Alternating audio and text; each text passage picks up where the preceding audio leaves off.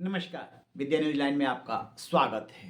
बिहार की राजनीति में दही चूड़ा के भोज का बहुत अहम रोल रहता है और आपने गौर किया होगा कि लालू प्रसाद यादव के यहाँ होली हो चाहे दही चूड़ा का भोज हो, महाजुटान होता है। लेकिन इस बार उनके यहाँ नहीं, उनके बड़े लाल तेज प्रताप यादव के यहाँ महाजुटान हुआ। खास बात यह रही कि उन्होंने सभी दलों के नेताओं को बुलाया, कुछ को एक्सेप्शनल छोड़ करके, और आए भी लोग। लेकिन जिस तरीके से वो राबड़ी आवास पर गए थे, लालू यादव, राबड़ी देवी और छोटे भाई तेजस्वी यादव को निमंत्रण दिया था, लेकिन पहुंचे सिर्फ लालू यादव।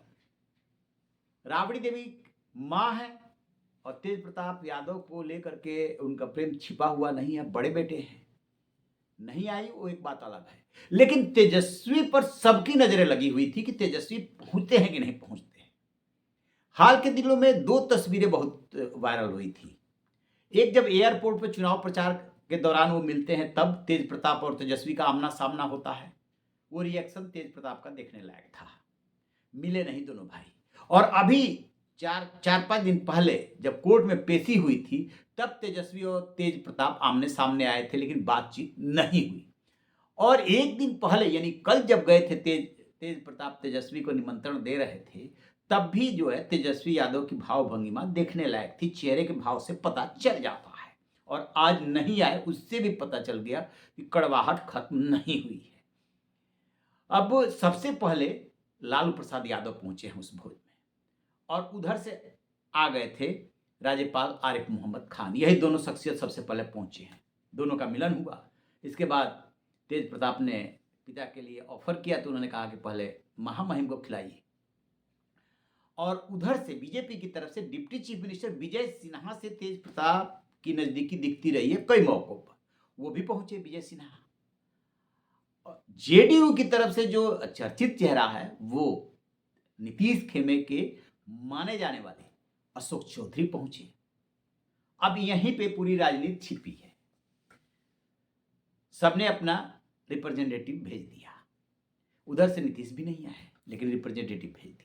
सम्राट चौधरी नहीं पहुंचे, विजय सिन्हा पहुंचे। इस अवसर पे लालू यादव ने जो बातें बोली, हाँ, लालू यादव के अलावा परिवार से जो और 3 लोग दिखाई दिए हैं, वो प्रभुनाथ यादव, मामा प्रभुनाथ यादव और सुभाष यादव, साधु यादव, ये तीनों पहुंचते हैं। और उधर से जो है और भी कई नेता पहुंचे हैं। तो लालू यादव ने इस अवसर पे जब संक्षिप्त जो बातचीत हुई है, उसमें वो बोले हैं कि ये भी परिवार के संग ही रहेंगे। बस एक सेंटेंस ने पूरी साजिश को एक तरह से फेल कर दिया।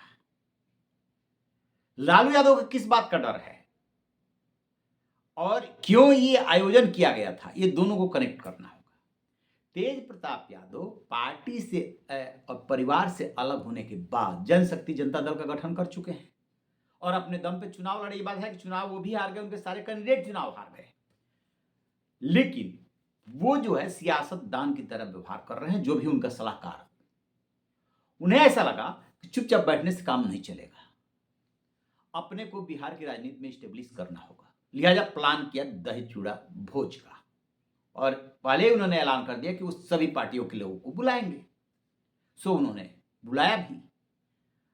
अब इधर एनडीए के नेता क्या कर रहे थे, आपने चुनाव के दौरान भी देखा होगा, चाहे उनकी सिक्योरिटी का मामला हो या और मामला हो, जिस तरीके से मनोज तिवारी और दूसरे नेताओं से वो मिल रहे थे, वो भी कहीं ना कहीं मैसेज ही दे रहे थे।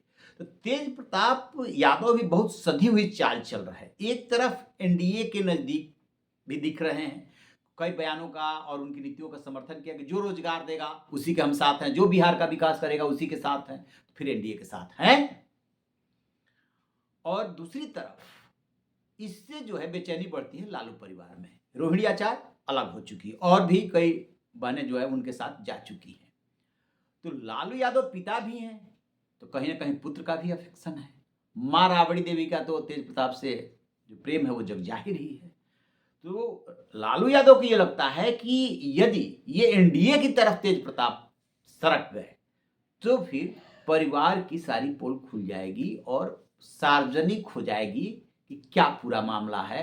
और जो अब की बार एमओआई समीकरण है, मुस्लिम और यादव, अभी सुरेंद्र यादव जो सांसद है वो कहते हुए सुने गए थे, उनका वीडियो वायरल हुआ था कि यादवों ने भी साथ नहीं दिया। तो ये बात सही है कि उनका जो परंपरागत वोट बैंक है वो भी पूरी तरीके से नहीं मिला है लेकिन पूरी तरीके से नहीं मिला। तो अब आप एम वाइज समीकरण या वोट बैंक पर दावे के साथ कुछ नहीं कर सकते।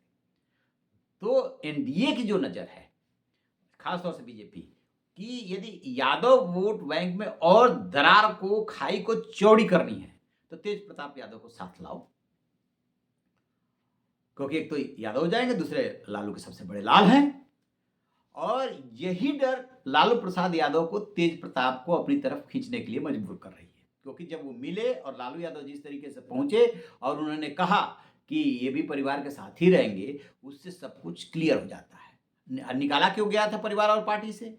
क्योंकि जो इनकी दोस्त थी जिससे इनके रिलेशन बताए जाते हैं, वो चुनाव के ऐन मौके पे उन्होंने सार्वजनिक कर दिया था। पार्टी को लगा कि इससे नुकसान हो जाएगा, लिहाजा आनंद फानन में परिवार और पार्टी से निकाल दिया गया। लेकिन असल बात ये नहीं है। असल बात ये है कि जो तेजस्वी की कोटरी है, जिसको कि वो जयचंद कह के बोलते हैं, तो 5 जयचंद उन्होंने छांटे थे। संजय यादव और रमीज का नाम तो एकदम साफ साफ सामने आ चुका है। तो इन लोगों ने जो भी साजिश की कि तेजस्वी से तेज प्रताप को दूर करो, और तेजस्वी को यह समझाया कि इनके रहते हुए आप जो है उभर करके नहीं आ सकते, और परिवार के लोगों को टिकट देंगे तो फिर परिवारवाद का आरोप लगेगा, लिहाजा रोहिणी वगैरह सबको किनारे कर दिया गया। अब जो है इसको लेकर के परिवार में जो भी तिकड़ी है, इसके खिलाफ असंतोष बढ़ा। रोहिणी आचार्य ने और उनके साथ कई बहनों ने घर छोड़ा। मीसा भी बहुत ज़्यादा खुश नहीं है। और कोई भी माँ बाप हो, चाहे वो राजनीति में हो या ना हो, जब भी परिवार में इस तरह की कलह होती है और अलगाव होता है तो उसे दुख होता है। बेशक वो उसको संभाल पाए ना संभाल पाए। राबड़ी देवी तो कई मौके पे अपनी भावनाओं का इजहार कर चुकी है। लालू यादव इस मामले में कम बोले हैं, लेकिन जब वो पार्टी के विधायकों की बैठक हुई थी तो कह रहे थे कि ये सब घर का झगड़ा है, हम निपट लेंगे। अब थोड़ा चुनावी हार के बाद दोनों पक्ष के दिमाग ठिकाने लगे हैं, जमीन पर दिख रहे हैं। लालू यादव को लग रहा है कि तेज प्रताप को किसी भी तरीके से बांधे रखो, इनको उधर मत जाने दो, उधर जाएंगे तो ये ज्यादा नुकसान कर देंगे। और इसी माना जा रहा है कि इसी स्ट्रेटजी के तहत वो जो है पहुंचे, काला चश्मा लगाए हुए थे और समय से पहुंचे, और साथ में ये संदेश भी दे दिया। तीनों मामा जो पहुंचे उन्होंने कहा कि हम अपने भांजे को आशीर्वाद देने आए हैं। तो उन्होंने ना तेज प्रताप ने बहुत होशियारी से ये भोज दिया है सबको बुला करके। एक तो बिहार की राजनीति में चर्चे में आ गए और ये संदेश दे दिया कि वो अकेले भी सियासत करेंगे। बेशक पहला चुनाव वो हार गए हैं अलग होकर के लड़ने पर, तो अपने को चर्चा के केंद्र में ले आ दिए, और दूसरी तरफ बेचैनी पैदा कर दी है लालू यादव परिवार में कि यदि एनडीए की तरफ गए तो बहुत खतरनाक साबित हो जाएगा, लिहाजा इनको जाने नहीं देना है। इसलिए लालू यादव ने संदेश दिया। और बीजेपी जेडीयू ने भी बहुत होशियारी से काम लिया है, अपना अपना प्रतिनिधि भेज दिया है। उससे ये पता चल रहा है कि हम बहुत ज़्यादा इसमें इन्वॉल्व नहीं हैं, लेकिन ये भी नहीं दिखाना चाहते कि हम तेज प्रताप से दूर हैं, हमें कोई मतलब नहीं है। मतलब है तो बहुत सभी पक्ष बहुत सधी हुई चाल चले हैं। कहने को ये भोज था, लेकिन सियासी चालें तो चली गई, बिसात तो खैर बिछी ही थी, इसमें कहीं कोई दो राय नहीं है। जिससे कि जो घर के अंदर साजिश चल रही है, यदि तेज प्रताप परिवार के साथ रहते हैं तो समझिए कि बहुत बड़ी साजिश नाकाम हो गई। अदरवाइज साजिश तो यही थी कि तेज प्रताप को अलग कर दो और इन बहनों को कुछ मत समझो, इनको कहो कि तुम्हारा इसमें हिस्सा नहीं है, और सिर्फ तेजस्वी और पार्टी पे पूरी पकड़, और वो जो है तिकड़ी जो है पूरा संभालेगी। वो कहीं ना कहीं फेल होती हुई सी नजर आ रही है। यदि ये हार नहीं हुई होती, जीत हो गई होती, तब तो समझिए कि इनकी साजिश पूरी सक्सेस हो जाती, क्योंकि ये कहने के काबिल हो जाते कि देखिए हमने जो रणनीति बनाई थी उसके मुताबिक तेजस्वी यादव जो है जीत करके आए, और पूरे बिहार में फिर नाम हो जाता है, और फिर ये लालू के सक्सेसर हो जाते। सिर्फ सक्सेसर डिक्लेयर करने से नहीं होता है, उस अनुरूप आपको काम भी करना होता है। सो अभी तेजस्वी अपने को साबित नहीं कर पाए हैं।